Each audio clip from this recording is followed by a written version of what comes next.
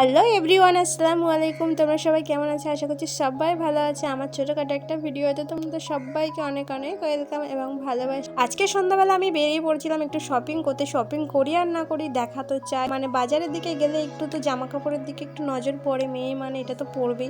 তো তাই আমিও চলে গেছিলাম একটু শপিং করতে। আর দেখো, তার মধ্যে আমার এই জামাটা খুব পছন্দ হয়েছিল।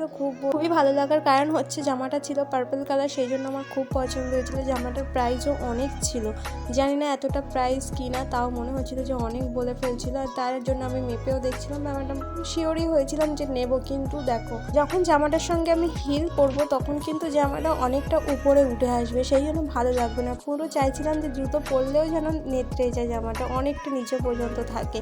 সেই জন্য জামাটা না নিয়ে বা চলে আসলাম বাইরের দিকে। এসে দেখছিলাম যে একটা পার্সের দোকান বসেছে, সেই জন্য সেখানে গেছিলাম। কারণ আমার একটা ছোট পার্স লাগবে, যেহেতু সব সময়ের জন্য বড় পার্সে টাকা রাখতে পারে না, সেই জন্য ছোটো একটা পার্স লাগবে, সেটা দেখছিলাম। কিন্তু ভাবরে ভাই, কি বলবো, যে সবাই বলে যে আমাদের যে বাজার, যে সুপার মার্কেট, ওখানে এত দাম কম, কিন্তু ভাই বলছি একদমই কোনো দাম কম নেই। ওখানে মনে হয় দোকানের থেকেও দাম বেশি। ওখানে আমার যেটুকু মনে হচ্ছিল সব থেকে বেশি দাম এখানে। ওই ব্যাগটার দাম 150 টাকা ছিল, কিন্তু ব্যাগটা পছন্দ হয়েছিল, আমি নিয়েওছিলাম।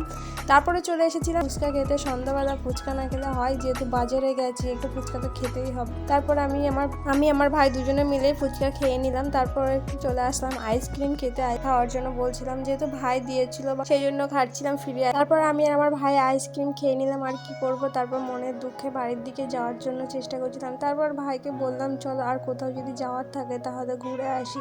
না, কোথাও যাব না, কিছু আর কেনার নেই, চল বাড়ির দিকেই যাই। তারপর আজকে ভিডিওটা এই পর্যন্ত। টাটা, সবাই ভালো থেকো, চ্যানেলটাকে সাবস্ক্রাইব করে দিও।